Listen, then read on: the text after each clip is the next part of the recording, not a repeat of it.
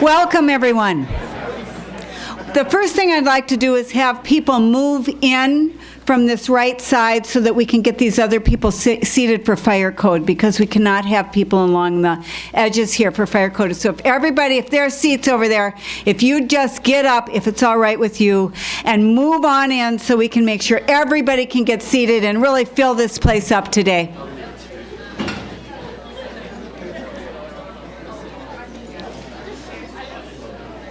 Or else just sit on laps, I don't know. I think we've got it. We'll get most people seated here. Do we have one more seat down here? There's one extra seat down here in the front. 2 seats down here in the front. Come on down here, 2 of you. Get down here. There we go. Don't give away mine, though. There's one right there, and there's one right over there. There we go. Come on, hon. Right over here. Right down there. I got the spot for you. Okay. Well, now we're crowded together nicely. There's a seat, Jody.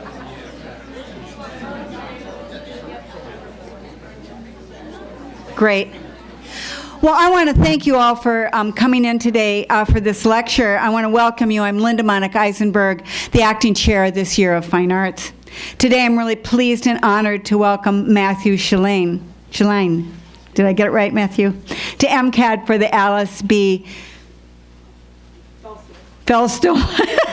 I trip over it every time I try to say it. A really lovely person with a beautiful name that I mispronounce. Fellstool, visiting artist lecture. Matthew is an artist, designer, paper engineer working in the nebulous space between art and engineering. His work is rooted in printmaking, book arts, drawing, installation, and commercial design applications. Collaborations with scientists at the University of Michigan and the National Science Foundation have resulted in investigation of practical connections between paper folding and folding of microscopic and nanoscopic scales. Matthew holds a BFA from Alfred University with concentrations in printmaking and sculpture, and an MFA from Cranbrook with his concentrations in print media and paper engineering. His work has been widely exhibited and published, and he has done workshops and lectures on the art of paper engineering at Google, Penland School of Crafts, Pratt, Loyola, the Exploratorium, the National Academy of Sciences, and many, many more. Ghostly International, Apple, P&G, Facebook, Levi's, Sesame Street, and the Queen of Jordan are all included in his clients' list. The wide and varied application of his work is supported by his vision and research, often engaging the happenstance of accidents. I find inspiration in just about everything Matthew says. Solar cell designs, protein misfolding, Islamic tile patterning, systematic drawing, architecture, biomimetics, music, and more. I have a unique way of misunderstanding the world that helps me see things often overlooked. I would like you all to give a warm welcome to Matthew Shlian.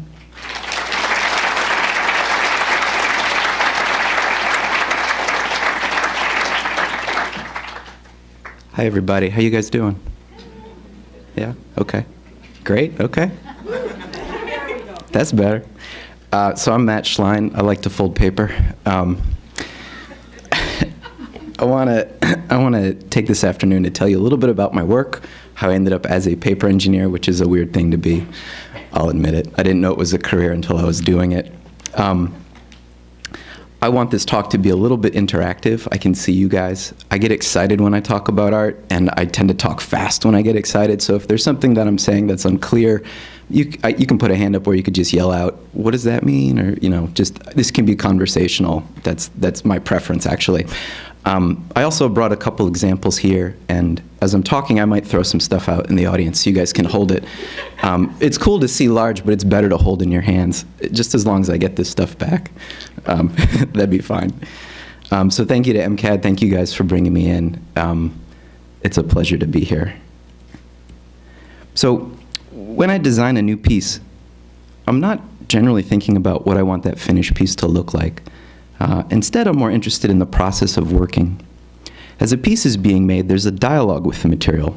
Transformation is taking place. I'm working with the paper to find its final form, and there's an immediacy to paper. It's an unassuming material. We handle it every day. It's common. You just take a sheet and you begin folding. It's not precious yet, and these mistakes that often happen yield new ideas. So I want to go back a few years to tell you how I got started. When I talk at colleges, especially art schools like this, I always think about what it was like to be an art student and to be excited and to be hungry. And I've walked around your building and I can feel that energy here, and it's exciting. I went to Alfred University. I originally went for ceramics. It's the New York State School of Ceramics. It's in the middle of nowhere. It's in Western New York. It snows like 9 months out of the year. There's nothing to do there but make art, and that's all I wanted to do. I was living in the studios. And it was the sort of school where there weren't majors. So you kind of went in and said, well, I'm interested in ceramics, but what else can I do? And when I was there for 4 years, I took glass blowing and printmaking and ceramics and performance and video, and I just wanted to do everything. I had a very limited high school experience in art, and I was hungry. And so when I was a senior there, I had a dual focus. You get to choose which faculty you want to work with, and I liked the faculty in ceramics and the faculty in print, and I was making work like this. This is a large-scale digital print. It's not quite this large. It's about 5 feet wide, though, and we had these fantastic Design Winder and G-Clay printers, and I used to sign up for slots and then make these digital prints and then cut into them and make basically these one-page panel pop-ups. And I want to stress the fact that I had no idea what I was doing. I thought I was inventing this language of pop-ups. I was not. There is a language of pop-ups in paper engineering. And I would actually buy pop-up books. I had a faculty advisor, her name was Ann Currier. She taught ceramics, but she collected pop-up books. And she started to give me pop-ups that she would get at like the bargain tables at Borders or Barnes & Noble. And she'd be like, take these apart, figure them out. You know, back then the internet wasn't really an accessible option for figuring stuff out. I couldn't YouTube it. So I was taking apart books and dissecting them and figuring out how they worked. And I was making this type of stuff, and I was also doing this. This is nice to see big. It's about 2 inches. Little tiny paper pieces, I would dip them in porcelain slip and fire them. This has nothing to do with any other part of the rest of the talk, but this is just to show you that I was a curious person. I liked figuring stuff out. My work is, like it was said in the introduction, I'm really guided by wonder. If I don't know what the thing's going to look like, that's the reason for me to want to make it. This is not my work. This is the work of Robert Zabuda. Robert Zabuda, do you guys know Zabuda's work? Those of you that collect pop-ups, some of you. He's like a pop-up book guru. He puts out a book a year. This was his Alice in Wonderland. He's so far beyond everyone else. And I wrote to him. I said, Robert, you know, my name is Matt. I like folding paper. Can I be your apprentice? Can I be your intern? And he wrote me back a really nice email that said no. In the world of pop-up books, everyone's looking for new ways of handling paper and manipulating things. He had just put out this Wizard of Oz pop-up, and the first page spread, I don't know if you guys have seen it, you open it up and it has a spinning tornado, right? No one's doing work like that. And he said no, because in paper it's all top secret, he's not going to share. He said, but there's a company in Connecticut that makes pop-up books and greeting cards, and they do a lot of this sort of stuff, and talk to them, and I did, and I got hired. I was a paper engineer. I graduated from college on a Friday.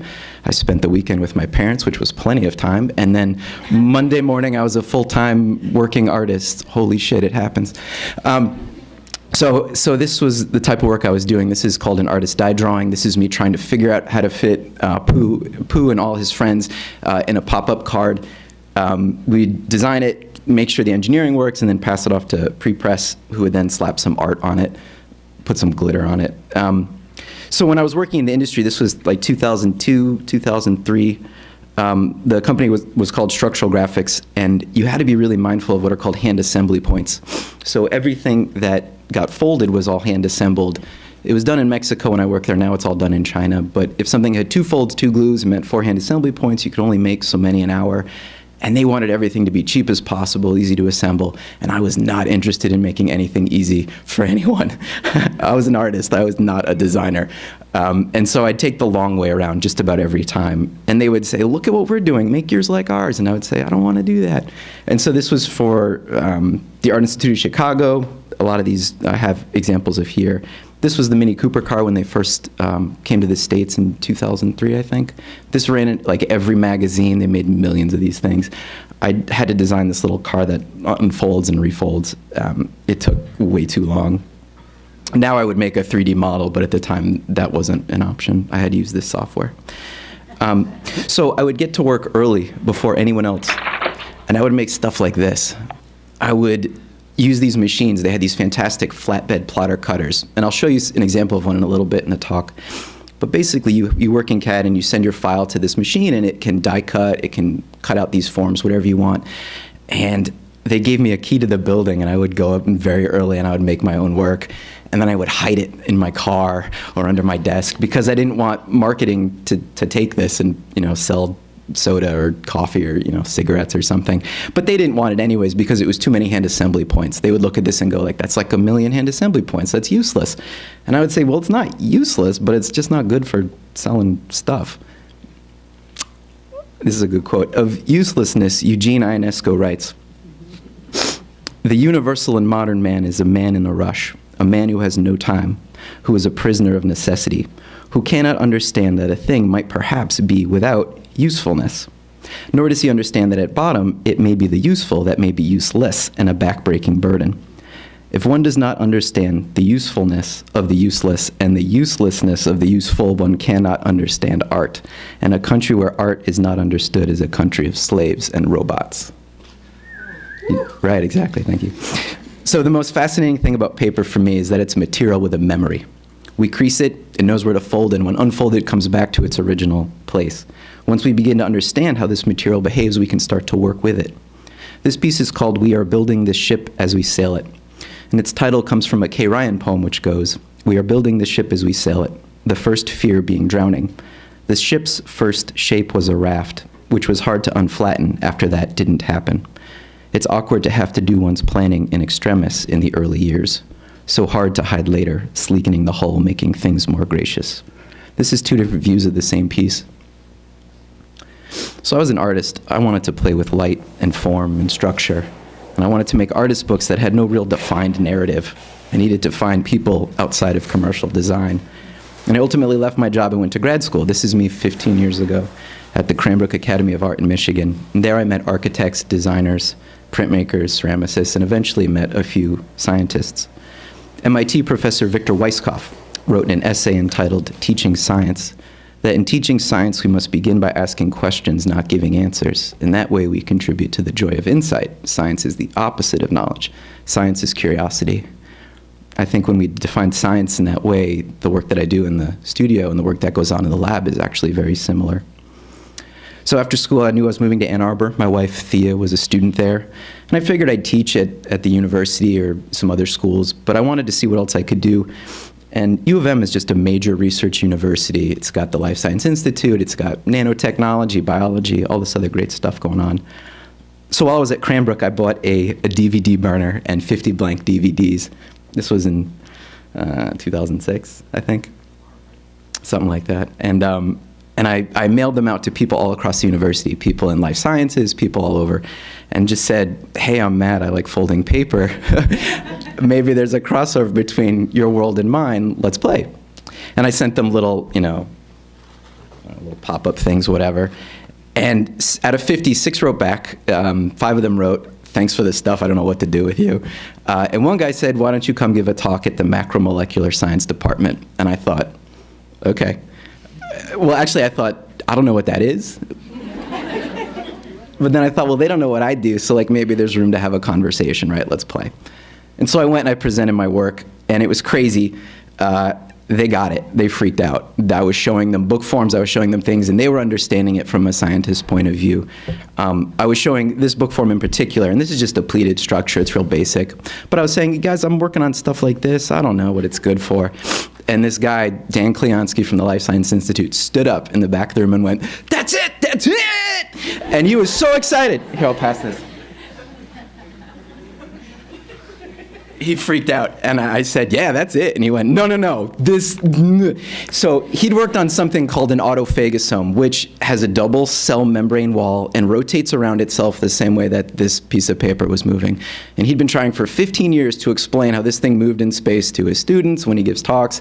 And here it was moving in front of him, and he's like, we have to work together. And I went, yeah, we can work together.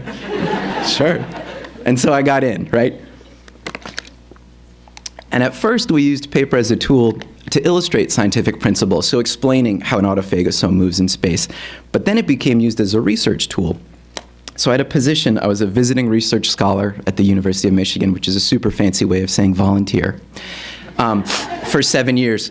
But the last 4 of which, myself and a team of scientists were awarded a $2 million grant from the National Science Foundation, and now I was employed by the National Science Foundation. This is the team I worked with. I should mention, I stole these slides from Max, who was the PI on the project, so they're a little bit science-heavy and nerdy. I'm not a scientist, and I'll do my best to distill them. They are very busy, though. That's Max. He does photovoltaics. That's me. Nick Kotov does nano papers. He laminates things that you cannot see. Sharon does self-assembly on the nanoscale. She's crazy. John Hart does carbon nanotubes. PC does optics. That's Elmo. I was on Sesame Street. I'll talk about that in a bit. So this is the first project we did with the solar cells. So I'm going to try to distill this. I know you guys are art students. Don't glaze over yet.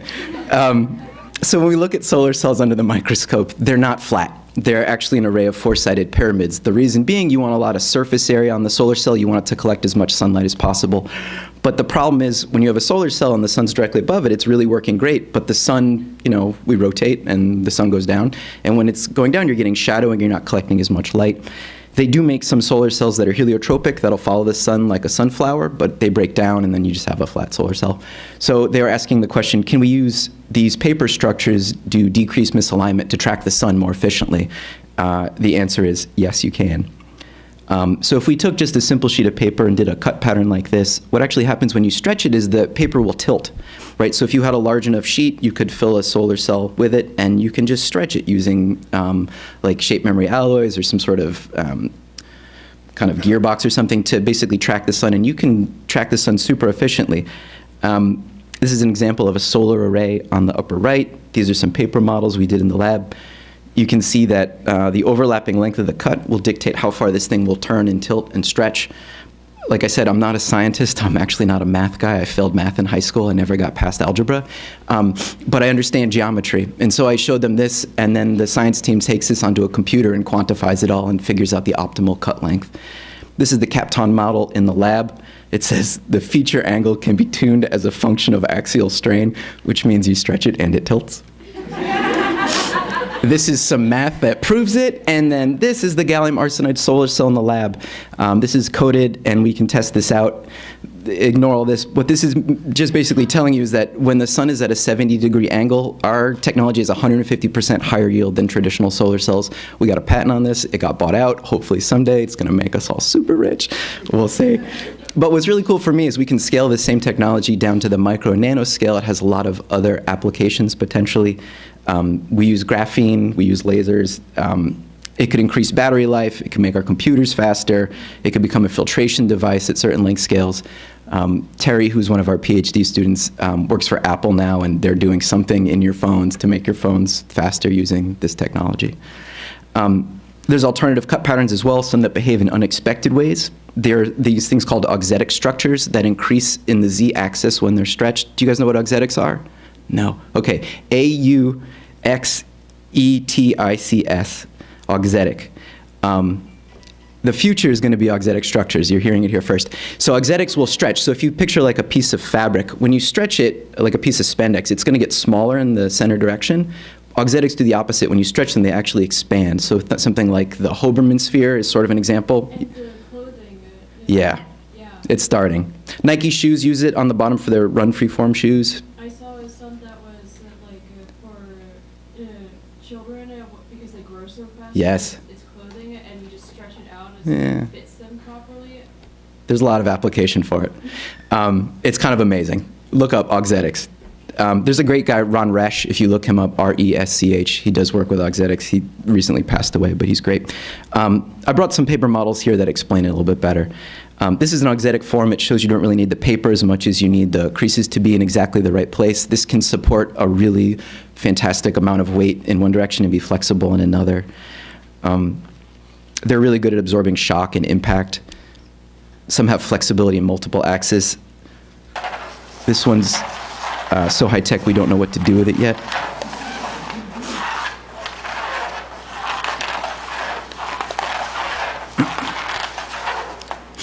So Isaac Asimov said, the most exciting phrase to hear in science, the one that heralds new discoveries, is not eureka, but rather, oh, that's funny. Here's the team studying stress-strain curves on the top, trying to figure out the optimal stretch and cut length. They're using the latest in computer technology. Below is my high-tech solution. It's a packing tape. When I first began working with the scientists, I was real worried they would be results-driven and not willing to play and have a conversation and even entertain my ideas. And I found the complete opposite to be the case. It was always me kind of reining them back in.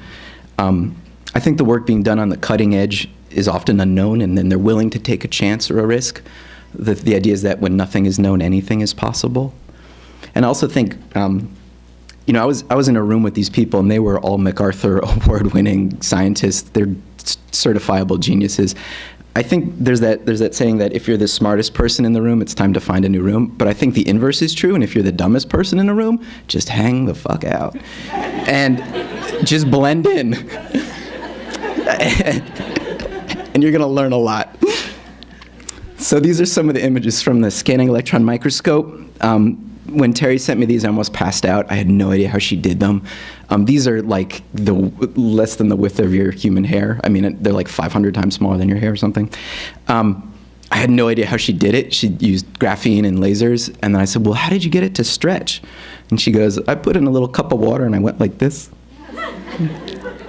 This was my thesis piece at Cranbrook in 2006. It was called Misfold. It was 13 feet tall and robotic. I went into Cranbrook doing artist books and small handheld things and left doing 13 feet robotic kinetic sculpture. It had a Power Windows motor operating a Lego's Mindstorm brain. The two book forms moved in syncopation. They did this for about 2 months in the gallery.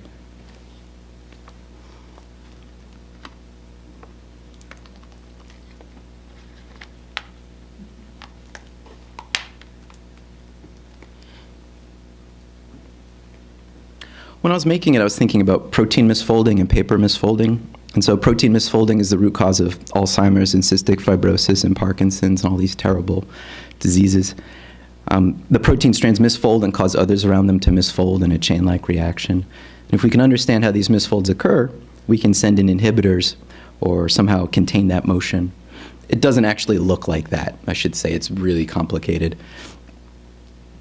But the genesis of this work stems from looking at those sort of questions. Did you have to start off this reaction? So, like, I see that it goes back and forth Yeah. continuously, but did you have to, like, start by lifting one and then it did it, or did it? Yeah, so one was up and one was down always. It was basically just a motor. It was just, a pole rotating, and the string was wound around, so when one was going up, one was going down on the string. It had a motion sensor on the front, so as you approach this piece, it would start moving. And like protein misfolding, it actually did start misfolding. I laser cut it. I shouldn't have laser cut it. It was Somerset paper. It was way too heavy, and it started coming off the pedestal. During the opening, it attacked a donor. It landed on, I'm not going to say her name, a really big donor. She loved it. She was excited. She was like, oh! I was terrified. It actually started a small fire in the gallery. So at one point, the motor got caught in the ceiling.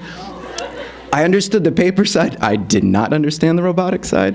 Yeah. So it had like a lever-based movement that Yep. brought the paper. Yeah. Was it just an equilibrium? No. It was geared.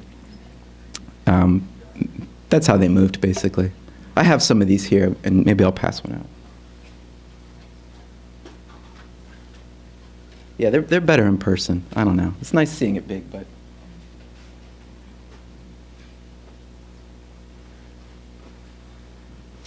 This is the head of Alzheimer's research at the University of Michigan, Dr. Henry Paulson, holding my piece. That thing's like 40 feet tall. That's pretty baller, right? This is inside the Taubman Center, which is the main hospital at University of Michigan. So he and I work together now. We made this piece in collaboration for the Taubman Institute's annual Art and Science auction.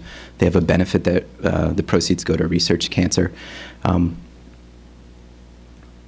So the pattern and color from this piece come from the study of protein aggregation. We're looking at clustering and assembling of proteins in the brain.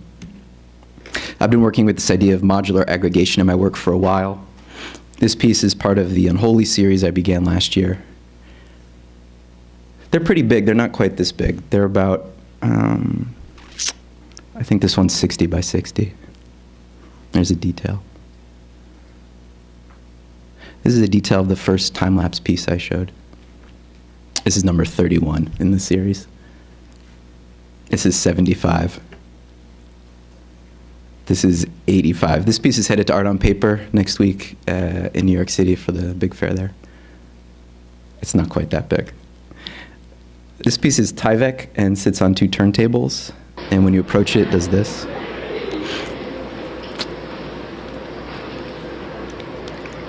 Tyvek is the stuff they wrap houses with. It's a plastic, it's like a plastic paper. FedEx envelopes are made out of it. It's really hard to rip. This piece has been moving for about 5 years, just doing this. And the Tyvek is fine. We had to replace the motor twice. That's all I'm saying, right? I did my part. This is in the Mott Women's and Children's Hospital.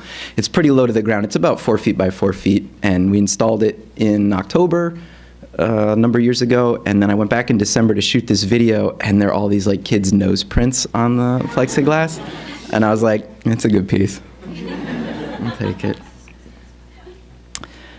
They say that when you're in the studio, you hear all the voices in your head talking at once. You hear your teachers, you hear your mentors, you hear the critics, your colleagues. And when the work gets really good, they leave. And when the work gets really great, you leave. I like that. So in 2007, I was teaching a design course at a community college, and a colleague there gave me a book on the Topkapi scrolls. I spent hours looking at the intricate forms and patterns there. And I remember the semester ending and purposely avoiding Elaine because I didn't want to give her book back. It was a show catalog. It was long out of print. And before returning it, I basically photocopied every page. It's mostly filled with what are called Merkwana patterns. It's sort of the interior of dome that you would see in Islamic tile and tessellated forms. So until that moment, I really only had a casual interest in familiarity with Islamic art. And this book led me to forms and designs that have been really influential in my work for the past couple of years.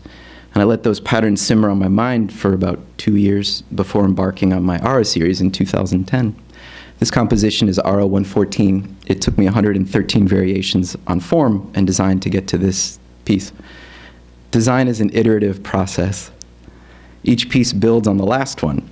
My favorite pieces are the ones that end in questions and not periods.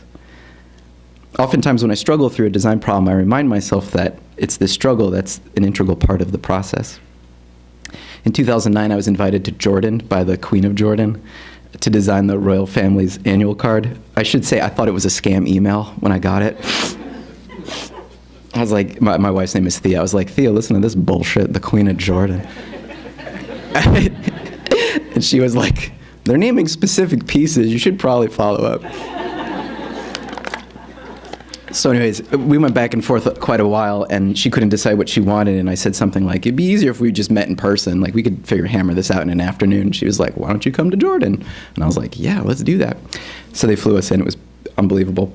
And I got to visit many sites, including Maraba, which is this city filled with mosaics. And what's amazing is that a lot of them are still partially buried and still to be unearthed, and just not fully excavated. And those are my favorite ones to see. You had to stand on these catwalks high above looking down to see them.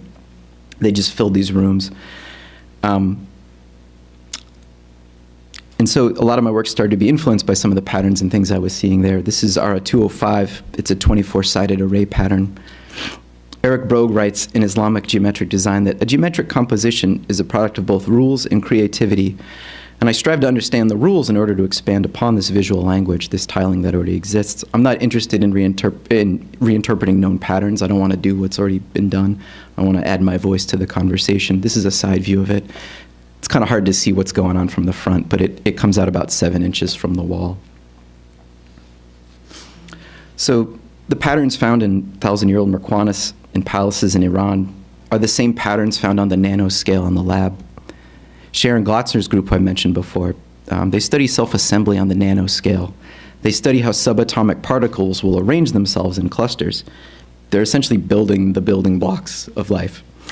They're using advanced systems to shake polyhedral forms into nesting arrangements. So in your mind, picture like a big box filled with like dodecahedrons or like 20-sided forms or something, icosahedrons.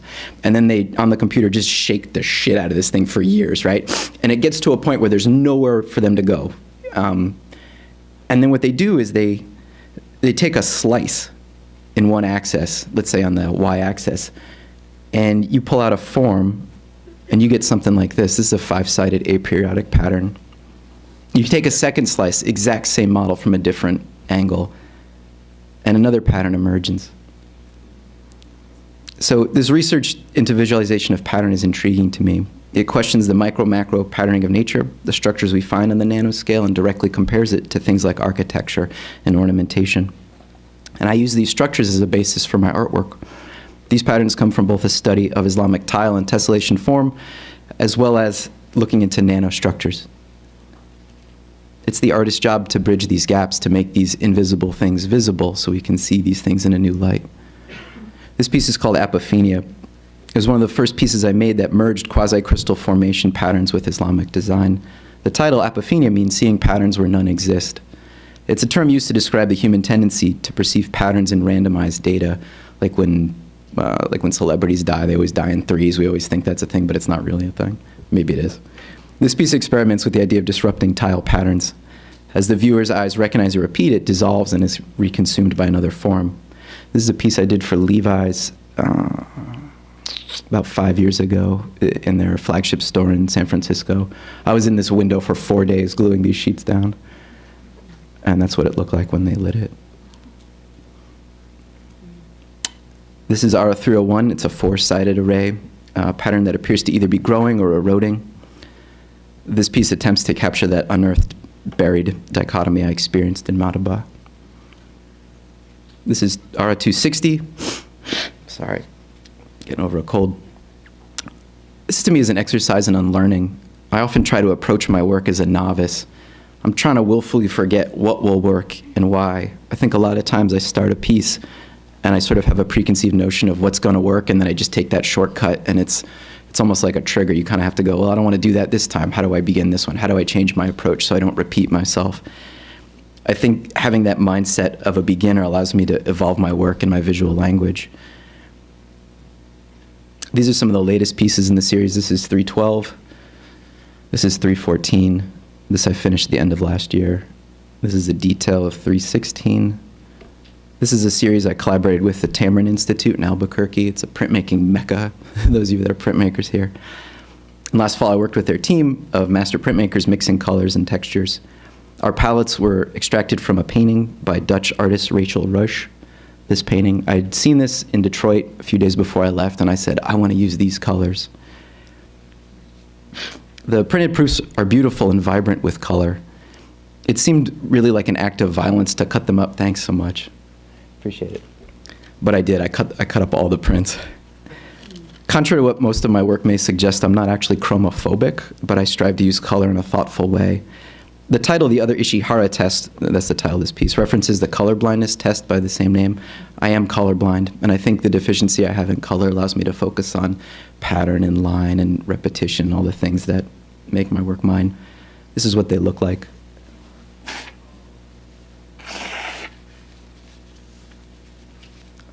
I'm going to do that again.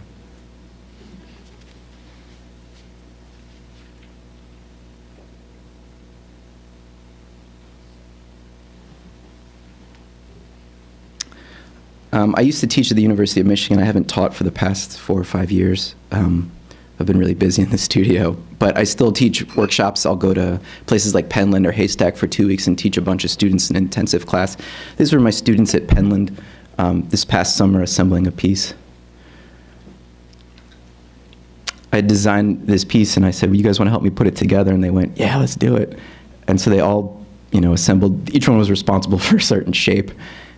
And I thought we were going to sell it at the auction at the end of the semester, the end of the session, but some of the students had used non-archival papers and glues and tape, and so I thought, let's burn it.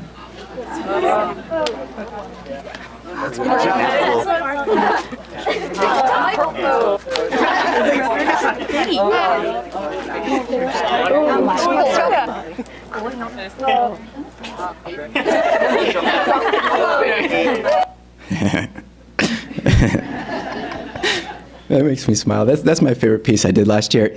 I put this on Instagram. This really divided the internet. I think people that were fans of paper were mortified, and then people that like conceptual work were like, yeah. It sort of reminds me, my art does something with paper musical instruments that she lights on fire, and as they're playing. No, really? Oh, she's awesome. Yeah. I'm helping to organize a conference right now, and we were trying to get her, and she was not coming to the conference. I was begging her. Sorry. I added these slides in earlier this week. I hope this makes sense. I thought I would maybe walk you through a piece. I figure I'm talking to a lot of students. I was thinking, like, what would I want to see if I was a student? I would want to know how he's doing this. So I figured, let me put some stuff in here that might make it understandable, or maybe not. I don't know. So I want to walk you through a piece. This is a piece I just finished last week. People often ask me what parametric modeling software I use. This is my parametric modeling software. Everything begins in sketchbooks, or three-dimensional paper models, or in a super Jurassic version of AutoCAD that I have on a laptop. I found the key is to approach software as just another tool. When designers that I like use Photoshop, they don't really use the filters, or they don't use them the right way. When I use a 3D modeling program, I'm uninterested in moving a slider bar and creating a generative algorithm. I don't want to do any of that. I'm not interested in doing it that way. I want to do it my way. I'm not doing it right. Argentinian poet Antonio Porcia says, whenever I take too much or too little. I do not take the exact amount. The exact amount is of no use to me. And that's always made sense for me. So I have rudimentary modeling skills on the computer. My goal is to get off the computer as fast as possible. My sketches might fill up several pages until I get to the right idea. The best way to describe the feeling is something is doing something here. I was doing this talk for my wife, and I put that out, and she's like, that's pretty vague. And I was like, but you guys know what that feels like, right? Something's up here. It's a mix of like, this might be good, and I should follow this, right? And sometimes it's good, and sometimes it's not, but you have to follow it, right, to see what it leads to. It might lead to the next thing. So on the right-hand page here, I figured out the 12 forms that are going to make up this set. I end up using only 10 in the end. I select the forms that are symmetrical, either bilaterally or rotationally. In my mind, I want each unit to occur once in the design in each orientation. So like a piece in the upper right here would occur 4 times, facing up, down, left, and right, and the one below it maybe only appears twice, just like this, and then one rotated 90 degrees. I don't know why there are rules for this piece. There's not always rules. They seem to present themselves just like the pattern itself. Sometimes the forms come easy, and I think, this is too easy. I want more of a challenge, and I want to layer it up. I'm not sure if it will be possible or if it is. And it might be possible, but it might be a really terrible composition, and I'll just be unhappy. But I figure I'll wrestle with it for a while and see what happens. And I plot out these puzzle pieces, and I spend way too long moving them around. And finally, I get to here. It takes me a few hours. I digitize it. I bring it into AutoCAD.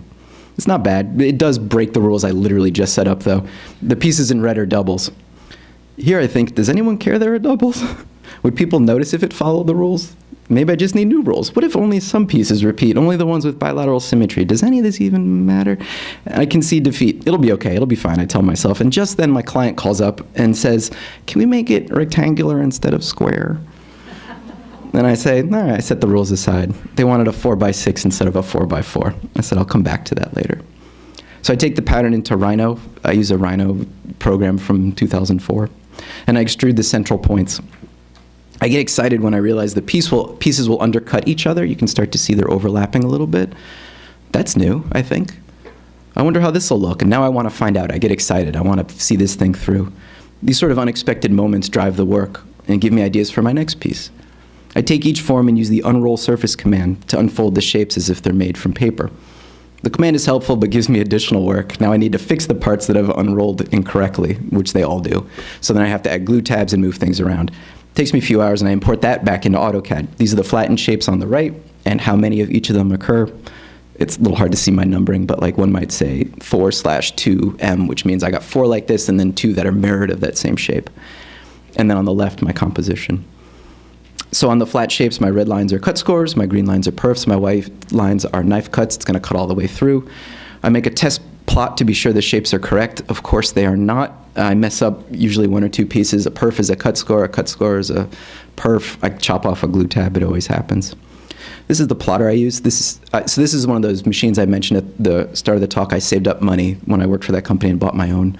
I had a very small one, about a 18 by 24 for a number of years, and then I bought this one on eBay 4 or 5 years ago. It is a flatbed Graphtec FC2230EX with titanium tip blades and electrostatic adhesion.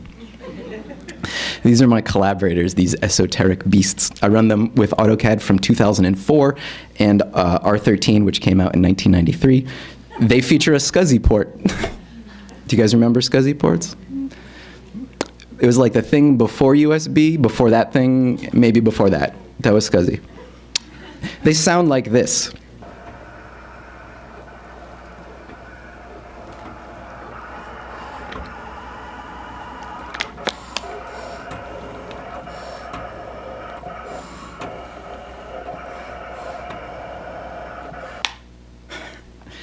I hear that sound so frequently I no longer hear it. It sounds like a gentle wind blowing through the tall grass at night. It sounds like the ocean.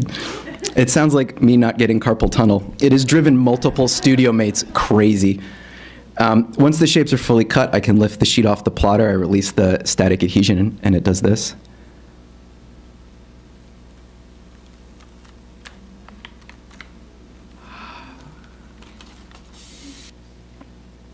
And then I begin assembly. Besides the initial sketching, this is probably my favorite part of the whole process. I find the folding and gluing meditative. It's like 90% of my day is doing that. This is the finished piece all glued down. I should back up. This is actually the test piece. I made a smaller one, 26 by 40 inch piece before I make the full one. It's not lost on me that I go from a 2-dimensional sketch to a 3-dimensional computer model to 2D flat shapes to 3D paper pieces. Then ultimately, most people only see it as a 3-inch digital image on their phone while they're going like this. This is the finished photo of the piece. It's kind of a bummer that more people can't see it in person besides the client or the institution that ends up buying it. It's so much better to see in person. You see the light shift and things move around as you move around with it. I'd consider this piece successful for a few reasons. It gave me 2 new ideas. I think, how can I push the undercutting idea further in my next design? And I think about how I can set up rules for piece placement in the future. I want to come back to those things. I also don't take for granted that this piece actually sold before it was made. That financial encouragement sustains my entire practice and keeps me from having to get a real job. I like showing these images. These are my studios I've had in the past. This was my studio at Alfred.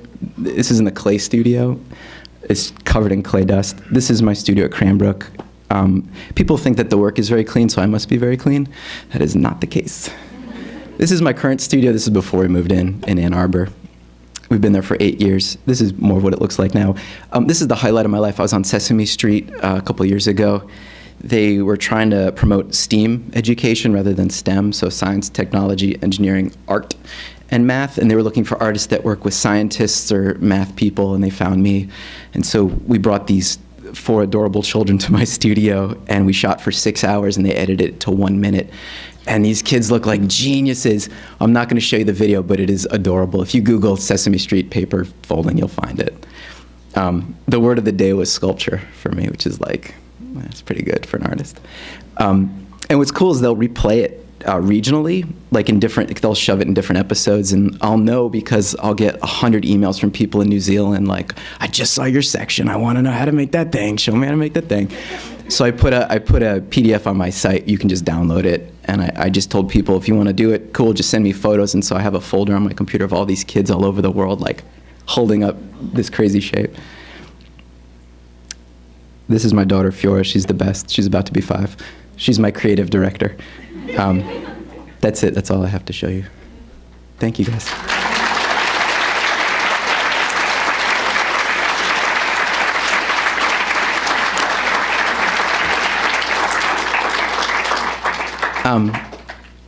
If you guys have questions, we have some time. I'd love to try to answer your questions or not answer them. Also, I have stuff here that you guys can come up and play with if you want to see some other things. But are there questions first? Yeah. When you see a pattern, how do you get inspired to use that pattern in your own art? I usually don't see a pattern first. I make the pattern. Do you know what I mean? Like I come to the pattern through play. You know, I sit down and I sketch and I think about what I want those things to be. It's not usually like I'm not like surfing Pinterest or something like that. Yeah. Yeah. Well, I noticed, as you were talking, that like even just now, you used the term play to discover, and I really like that. Yeah. Because like I kind of think that some people are like search for inspiration. Yeah. I do want to ask you though, do you is there ever a time like when you're playing around and doing your own work, like you're playing as, and then like you don't feel as effective anymore? Like, Yeah. where does that playing Yeah. go off of? Yeah, the question's about the idea of play, and if, to me, it's sort of like this idea of serious play. Like, I think this is all fun. Like, the fact that I get to come here and present is just like icing on the cake, but I get to go back to my studio and play, right? But I think it's a serious investigation that I think of as play. I just frame it that way.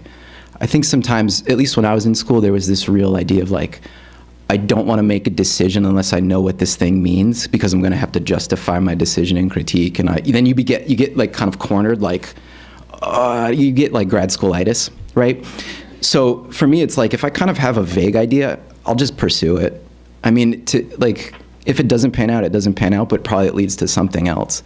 And that's the cool thing about being an artist, is you can start on one track trying to find one idea, and if something else happens that's not what you want, you can kind of go over here for a little bit and try to explore this thing. It's not like you're a scientist. You don't have a hypothesis. You don't have to prove something. You know, you get to have these tangents as an artist, and sometimes they lead nowhere. But I've found that the stuff that's on the periphery, if you just kind of pay attention long enough, becomes the main focus, and then starts to run your entire life. Truly. Like, I think if you keep sketchbooks long enough, you start to recognize patterns in those sketchbooks. Like, I have sketchbooks for the last 15 years, and I can go back and look and go, I was thinking about this then, but I was thinking about it in a different way. I don't know. I think keeping a record, I'm not nervous that the play doesn't go anywhere. It usually goes somewhere. Yeah. Yeah. I love that quote about the country of slaves and robots. Yeah. And I think a lot of people like it. Yeah. Yeah. So I don't know exactly how to formulate my question, but I love your work. Thank you. I've been following your Instagram for months. I enjoy Thank you. every second of it. Oh. Of course, it's a bummer I don't get to see it in real life, but Dude, I got it. was hilarious. It's right here. Yes, look at it. Yeah. I brought it. Yeah. I'm so excited. But the question is this. Yeah. So how, maybe you can speak a little bit specifically towards how your work punctures or fractures that country of slaves and robots. Yeah. What about this art really serves as this, a way of undermining that or dismantling that concept? You know, because it's like the easy way of looking at it would say, well, it's so formal, right? Like it doesn't Yeah. say anything. Mhm. But it does. I mean, you showed a lot of ways in which it confronts real life or Yeah. imagined life, right? Challenges these ideas. But I think it might be a hard thing for people to wrap their head around. It's like how something so formal actually does this important thing. Yeah. Well, I think that's sort of the mystery of art. It's like this usefulness of the seemingly useless, right? I mean, this is all I've ever done. I never had a plan B. This was going to be it, right? This was it from the start. I don't have a backup plan, you know. How does this puncture that? I don't know. I don't know of another way of being. Yeah, just because you're doing it. I don't have the other perspective in my mind, honestly. Like I walk through the airport and I see like everyone is this, Insta, Facebook, whatever. Like I don't give a shit about any of that stuff. All I want to do is go back to my studio and make work. That's it. I like having openings. I like showing the work. It's nice to sell it. But like if no one cared, I would be in my studio tomorrow. I did this for 15 years with no care. Like no one cared. No one bought the work. This is it. This is all that I've got. And I think as an artist, you have to come from that place, right? If you're passionate about it, other people get passionate about it. You just do it. Does that sort of answer your question? I don't know how to answer it exactly. I guess it does serve as an Yeah. evidence of that kind of Yeah. passion or commitment, right? Yeah. It's not you just offer an alternative. Yeah. Otherwise, This is, robots and slave work. yeah, yeah. Are you excited for the implement of augmented reality, and how do you think that will affect your work? I'm excited for it. I don't understand it. How do you imagine that bringing your pieces, which you said are Yeah. coded in peers, mostly on the 2D plane on our phone? Yeah, Are you excited for it being not in real space, but Yeah. recreated? sure. I don't know. I haven't thought about it enough. Maybe down the line it might make sense. I'm a tactile person. You know, if I hold something in my hand, I understand it. I've done VR. I get it. It's cool. I was in the Shark Tank. You get dropped in. There's fish. It's cool. It's awesome. But you guys didn't do that yet? Oh, okay. Sorry. I thought it was a thing. My buddy got a PlayStation. You put the thing on. You're in a tank. I don't know. I like books. I like holding things in my hand. Maybe I'm a Luddite. I don't know. I don't know if digitizing it, like for me, like when I work on that stuff, like the stuff I showed you in Rhino where I'm doing the modeling, it's not exciting yet for me. Like it's exciting when the light really hits it and I can move around it. I don't know. Like when I went to Tamron, the first thing I did was I smelled all the ink. Is that weird? Not for printmakers. I hadn't smelled the ink in like 15 years, and immediately I was like, oh my God, I remember doing this and sponging. And like I had that tactile memory, and that was really exciting for me, more than the actual printing, like just the physicality of it. I don't know if virtual augmented stuff is gonna get us there, but I love the idea that like if you can't physically get to the Louvre, you can see it digitally. I think that's awesome. But yeah, I don't know. Right here, yeah. So I have two questions. Sure. I have one question, and then you answered somebody else's question, and another question came in. Okay. My first question was that you were talking a little bit about weight in use as paper, and I was wondering if you had heard about the Japanese like origami being used in like metal and stuff to make like there was something scientific about it that I was wondering if you were like Yeah. playing with, if you were thinking about playing with, or if you have played with weight as an aspect of this paper making stuff. Yes. Well, there's more I could say about that, but go ahead. Right. Yeah. And then the second question was, if you're always working and always doing, Yeah. do you run into artist blocks? And if so, how do you deal with them? When it's something so Yeah. like encompassing about your conscious, if you Yeah. suddenly get thrown out of that, how do you get back into it? Because I know it's different for everyone. Yeah, that's a good question. It's a fair question. I don't get artist block. Sorry, I have like ideas that I want to do and that I can't get to yet. Like I've always sort of been in this place where it's like there's 3 things I want to be working on, and they're all just sitting there like going, hey, me next. I don't know. I've sort of always been that way. Like I've got things on deck to do. I haven't hit that wall yet. I don't know. And I think because I think of it as not knowing, it's an easier place to start from. Like I consciously forget what works. Like, maybe I have a bad memory, but like I forget what works and I try something new and I try it from a different approach. And I think working with people that think differently keeps that juice going. Like working with scientists, like they see things in a very different light, and that makes me see my work in a different light, and then I think of something else. Yeah. Yeah. I get what you said about VR, but what about 3D printing? Yeah, 3D printing's cool. What if you were, I don't know. No. I'm interested in it. I love the idea that like if you lose a hand, you can scan one and then get a left again. Like that's awesome.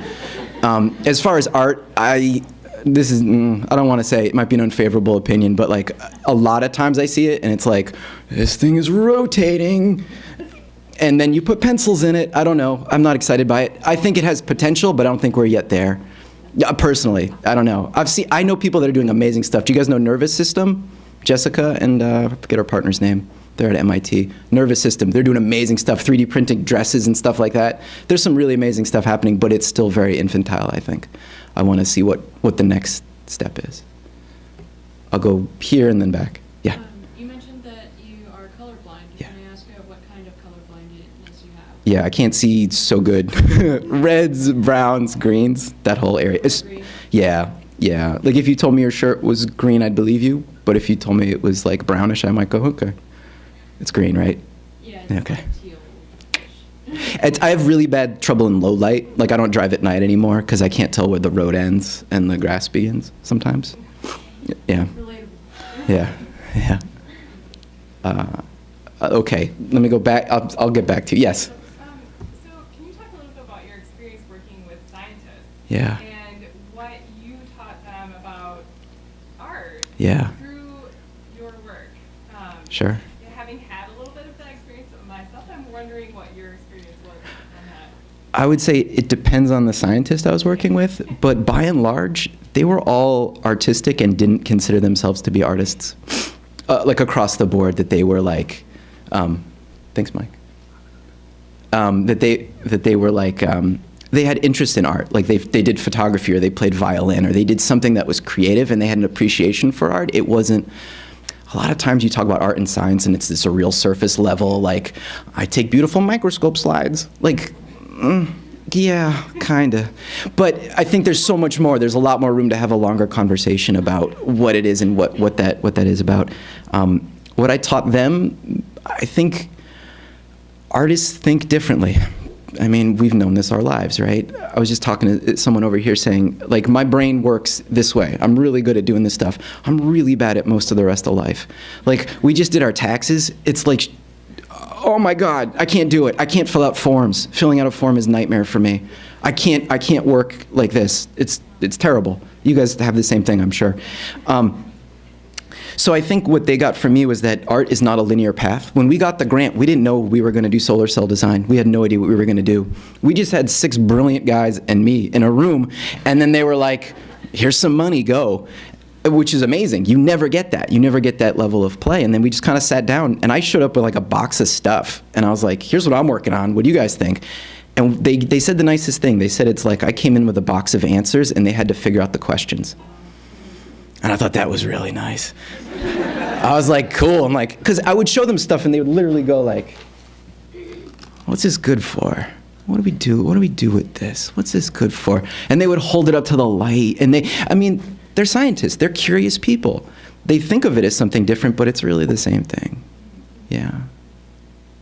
Yeah, I saw a hand back here. Yeah. Can you talk about the possible benefits but also detriments of developing a formula in your work, or how you, once you maybe have a formula of working, that you Yeah. sort of sideline yourself so that you take another path? Yeah.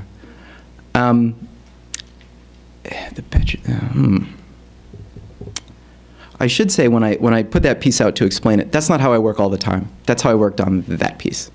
Sometimes there's no formula at all. There's no rules. It's just I'm making a pattern. I'm feeling it out. I'm working like an artist. Compositionally, I'm thinking, this looks better than this. Let's do this. This looks better than that. I like this. Maybe square, maybe not. I mean, it's very intuitive. It's very much, like I'm playing, right? I think with that last piece, it was sort of like it came very quickly, and I thought, I want it to do something else. And maybe it's just for me. Maybe it's like a secret you get to have for yourself, like, you guys like this piece, but let me tell you, it's actually doing this other thing. And I think there's probably someone that follows me on Instagram that knows I cheated on a piece, where I put a piece up and they're like, oh, this piece has a double. But, that's my brother probably. But it's not me. And I think 99% of people are like, it's pretty, I like it, or whatever they think. They're happy with it. I don't know. I would say it's, for better or for worse, there's usually something going on as an undercurrent that drives the piece, for me. Yeah. I'm thinking of how we can come up with a plan of how we work. First I do this, then I do Yeah. this, then I do that. Yeah. And for me, once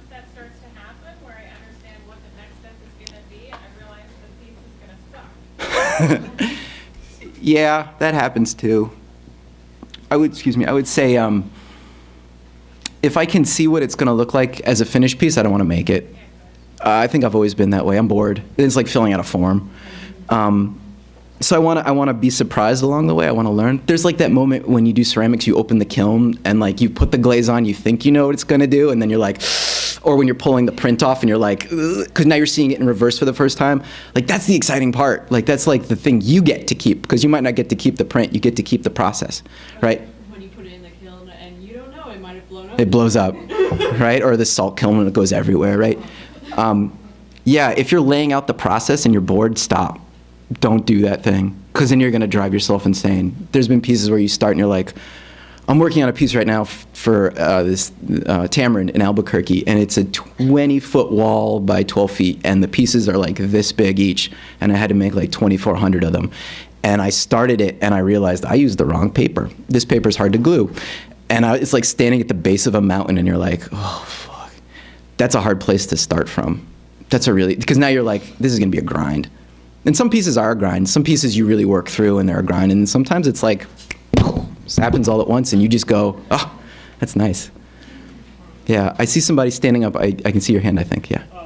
I'm just wondering if you know the woman Janine Benyus and the Biomimicry Institute at all, and whether you Yeah. kind of been influenced by any of her work that she's done, because your work appears to come sort of kind of, somewhat out of your head and somewhat out of Yeah. pattern making that other peoples have done.